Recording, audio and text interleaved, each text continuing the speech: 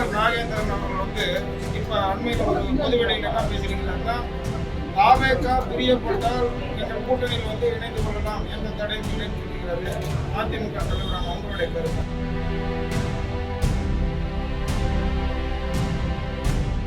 இந்தியாவிலேயே கடன் வாங்குவதில் முதல் மாநிலம் தமிழ்நாடு.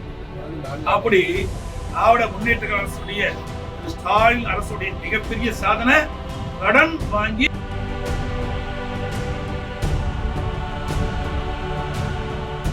நயினார் நாகேந்திரன் அவர்கள் இப்ப அண்மையில் ஒரு பொதுவெளியில் என்ன பேசுறீங்கன்னா, தாவேகா பிரியப்பட்டால் எங்கள் கூட்டணியில் இணைந்து கொள்ளலாம், எந்த தடையும் இல்லைன்னு சொல்லிக்கிறாரு அதிமுக தலைவர். அவங்களுடைய கருத்து அவருடைய கட்சி கருத்து சொல்றாரு. மொத்த கூட்டணியில் இணைஞ்சுக்கலாம். எங்களுடைய நான் தான் தெளிவா சொல்லிட்டு இருந்தேன்.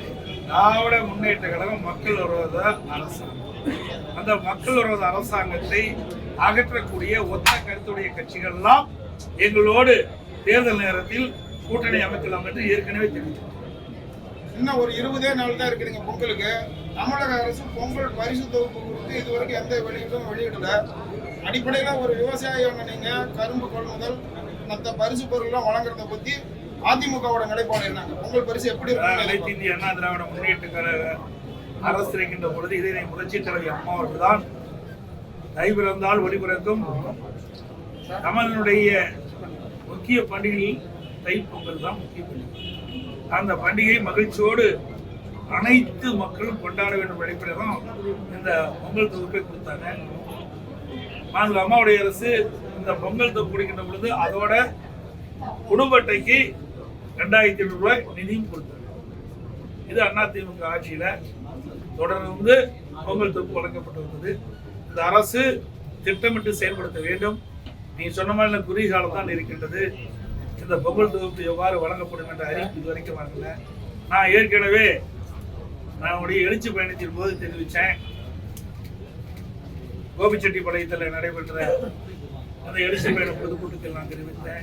திராவிட முன்னேற்ற கழக அரசு இதுவரைக்கும் இந்த ஏழை எளிய மக்கள் தைப்பொங்கல் அன்று மகிழ்ச்சியாக அந்த பண்டிகை கொண்டாட முடியாத ஒரு சூழல் இருக்கின்ற அந்த மக்களுக்கு இந்த ஆண்டு திராவிட முன்னேற்ற கழகம் இறுதி ஆண்டு, இதற்கு மேல் இந்த ஆட்சிக்கு வரமாட்டாங்க. அதனால இந்த ஆண்டாவது இந்த மக்களுடைய மனம் புள்ளிகின்ற விதமாக மகிழ்ச்சி அடைகின்ற விதமாக ஒவ்வொரு குடும்பத்தையும் பொங்கல் மகிழ்ச்சியோடு கொண்டாடுகின்ற விதமாக 5000 ரூபாய் பொங்கல் தொகுப்புல ஒரு குடும்பத்துக்கு வழங்க வேண்டும் என்று கேட்டுக்கிறேன். ஏன்னா நான் முதலமைச்சர் இருந்த காலத்தில் திராவிட முன்னேற்ற கழகத்துடைய தலைவர் திரு ஸ்டாலின் எதிர்கட்சி தலைவராக அப்போ நாங்கள் ஒவ்வொரு குடும்ப அட்டைக்கு 2500 ரூபாய் கொடுத்தோம். அப்போ ஏன் 5000 ரூபாய் கொடுக்கக்கூடாதுன்னு இதே முதலமைச்சர் கேள்வி இருந்தாங்க. அதுதான் நாங்களும் வைக்கிறோம். நீங்கள் முதலமைச்சராக இருக்கிறீங்க, அன்றைய தினம் எதிர்கட்சி தலைவராக இருக்கின்ற பொழுது எங்களுடைய அரசுக்கு நீங்கள் கோரிக்கை வச்சீங்க, குடும்பத்துக்கு 5000 ரூபாய் தைப்பொங்கல் என்று வழங்க வேண்டும் என்று. அந்த கோரிக்கை தான் நாங்கள் இப்பொழுது வைக்கிறோம். ஒவ்வொரு குடும்பத்தைக்கும் 5000 ரூபாய் பொங்கல் தொகுப்போடு வழங்க வேண்டும் என்று கேட்டீங்க. 100 நாள் ஊரக வேலை 125 நாளா உயர்த்திருக்காங்க. அதே மாதிரி வேளாண்மைக்கு முக்கியத்துவம் கொடுப்போம்னு சொல்லிட்டு மத்திய அரசு சொல்லியிருக்காங்க. ஆனா அந்த பெயர் மாற்றத்திலேயே ஒரு சர்ச்சை இருக்கு. இது எப்படி சார் பாக்குறீங்க? என்ன திராவிட முன்னேற்ற கழகத்துடைய தேர்தல் அறிக்கையில் என்ன குறிப்பிட்டுறாங்க சொல்லுங்க, என்ன குறிப்பிட்டுறாங்க? 150 நாளாக உயர்த்தப்படும் என்று அறிவித்தது திராவிட முன்னேற்ற கழக தலைவர். திராவிட முன்னேற்ற கழக தேர்தல் அறிக்கை இதுவரைக்கும் நிறைவேற்றிருக்காங்கல்ல. ஆக இன்றைய தினம் மத்திய அரசாங்கம் 100 நாள் வேலை திட்டத்தை 125 நாட்களாக உயர்த்தி இருக்குது. பாராட்ட மனம் இல்ல. ஆனா அதுல பெயர் மாற்றம் சொன்னீங்க, அந்த பெயர் தொடர வேண்டும் என்று நாங்கள் கோரிக்கை வச்சிருக்கிறோம். என்னுடைய பேட்டியிலே வந்திருக்குது சார், என்னுடைய அறிக்கையிலே வந்திருக்குது. அது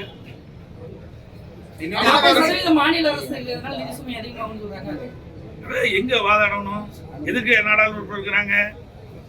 பல முறை ஊடகத்துறையில பத்திரிகை நாடாளுமன்றத்தில் வாதாட வேண்டியது நாடாளுமன்றத்தில் வாதாடணும்.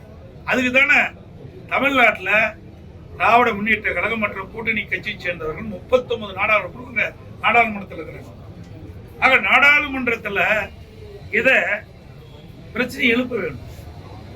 மாநில அரசுக்கு சில நிதி பிரச்சனை ஏற்படுது என்று நாடாளுமன்றத்தில் தெரிவிக்கிறோம். நாடாளுமன்றத்தில் அவர்கள் முழுமையான அழுத்தம் கொடுக்கல. இதே நான் ஏற்கனவே பல முறை சொல்லிட்டேன். அனைத்து இந்திய அண்ணா திராவிட முன்னேற்ற கழகம் பாரதிய ஜனதா கூட்டணியில் அங்கம் வைக்கின்ற பொழுது காவிரி நதிநீர் பிரச்சனை உச்சநீதிமன்றத்தில் தீர்ப்பளிக்கப்பட்டது. அந்த தீர்ப்பை அமுல்படுத்த காலதாமதம் செய்தது மத்திய அரசு. அப்பொழுது உடனடியாக உச்சநீதிமன்ற தீர்ப்பை நடைமுறைப்படுத்த வேண்டும் என்று சுமார் 22 நாட்கள் நாடாளுமன்றத்தை ஒத்திவைத்தது. இது அதிமுகவுடைய சாதனை. தமிழ்நாட்டு மக்களுடைய பிரச்சனையை தீர்க்க வேண்டும்னா அங்க நாடாளுமன்றத்தில் தான் பேசணும். சும்மா வெற்றி அறிக்கை விட்டுட்டு மலுப்பனால பதில் கொடுத்து மக்களை ஏமாற்ற. தமிழகத்தோட கடன் 9 லட்சம் கோடியே 55,000 தாண்டி இருக்கு. இன்னொன்னு இந்த நிதியாண்டுல மட்டுமே 65,000 கோடி ரூபாய் வட்டி மட்டுமே கட்டப்பட்டிருக்கு. அதை எப்படி பாக்குறீங்க? ஒவ்வொரு ஆண்டும் நீ ஒரு ஆண்டு கூட சொல்லாத, ஒவ்வொரு ஆண்டும் அதற்கு உண்டான கடன் வாங்கினதுக்கு உண்டான தொகையை கட்ட வேண்டும், வட்டி கட்ட வேண்டும், ஒரு பகுதியை திருப்பி செலுத்தணும். ஏற்கனவே பல முறை நிறைவேற்றுகிறோம். நல்ல சாலை வசதி, நல்ல பாலங்கள், நல்ல கல்லூரிகள், மருத்துவக் கல்லூரி, சட்டக்கல்லூரி, கலை மற்றும் அறிவியல் கல்லூரி, இப்படி நிறைய திறந்து நிறைய வளர்ச்சி பணிகளை மேற்கொள்ளும். திமுக ஆட்சியில் என்ன செஞ்சாங்க? கடனை மட்டும்தான் வாங்கிட்டு இருக்கிறேன். இன்னைக்கு இந்த ஆட்சி நிறைவு செய்கின்ற பொழுது சுமார் 5 லட்சம் கோடி கடன் வாங்கின மாநிலமா இருக்கு.